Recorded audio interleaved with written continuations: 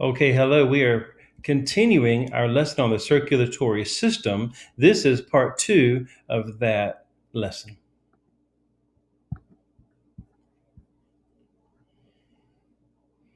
Okay, we were talking about the capillaries. Capillaries are where the blood vessels get very tiny and they actually feed the cells of your body throughout your entire body.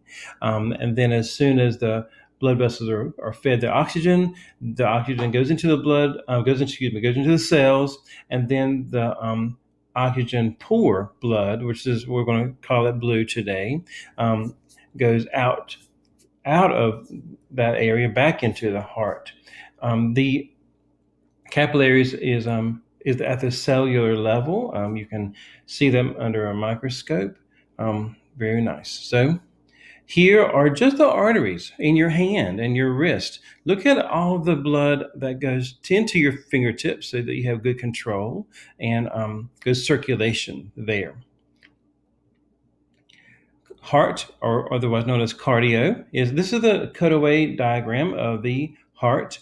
You can see sort of that it kind of is shaped like what we would draw a heart shape. Is sort of similar to that. You can use your imagination. Has one side, the right side is where the oxygen comes in from your body. It goes into the atrium. An atrium is a small room before you get to a large room. Like some of you might have a foyer in your house, a little room that you walk into before you walk into the main room. That is a foyer or an atrium. Then it goes into the atrium. It comes from the head, from the body, into the atrium, and then it flows into your heart. I'm going to do a better illustration of this later on. The lower chamber of the heart is the ventricle. It's kind of shaped like a V for ventricle. It gets pumped back out immediately into the lungs, which surround the heart, gets oxygen, comes back into the left atrium, goes back into the little door, into the little room before it gets to the big room. That's the atrium. It pumps down into the ventricle, which is still shaped like a V, ventricle, and then it goes pump, whoop, out the aorta, up into the head, out to the arms, legs, body, and everywhere. And then it circulates through that. Another illustration of that, same thing.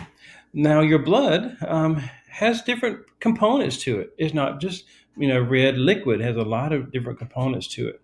And their blood is a transport system. It transports nutrients from the food you eat, water from the water you drink, oxygen from the air you breathe, and waste products from the cells. Every cell has waste. Remember that from our lesson on cells. And that waste products goes out your body.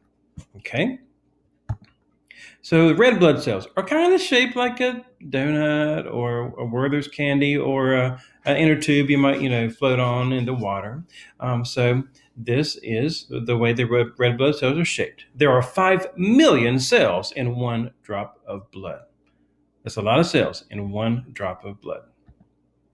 There are white blood cells too. You have to see under a microscope. White blood cells are the ones that we love because they destroy the germs. They are the fighters. They destroy the viruses, the bacteria, any kind of germs that get into your body. The white blood cells attack them. This is your body's defense system, and it flows throughout your entire body all of the time. There's something called a platelet. The platelets are yellow in color. And as soon as a blood vessel or artery breaks open, then the platelets start sticking together and making a healing itself and closing that hole.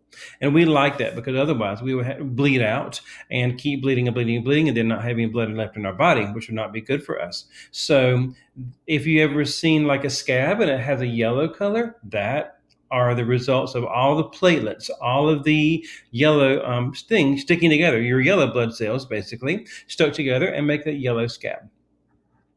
And that's a really healthy thing to us to have automatic little band-aids, so to speak, floating around in your blood, ready for that break.